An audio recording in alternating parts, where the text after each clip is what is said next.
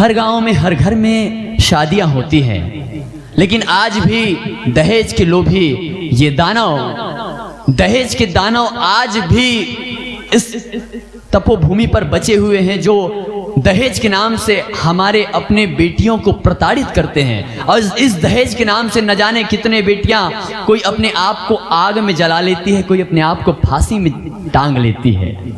उन बेटियों के अंतर्मन की पीड़ाओं को हम नहीं समझ सकते। उस पीड़ा को वो बेटी समझती है और वो बाप जानता है कि एक बेटी को खोने का दुख क्या होता है। आप जरा उस गरीब बाप को जाकर पूछिए, जिसके पास न रुपया है, न पैसा है, न धन है, न जुगानी है। उस गरीब बाप को जाकर पूछिए, जिसके पास न रुपया है, न पैसा है, न धन है, न जुगानी है। वो बेटी चाहे पढ़ी रहे, लिखी रहे, अनपढ़ रहे या गंवार रहे, एक बाप के लिए वो बेटी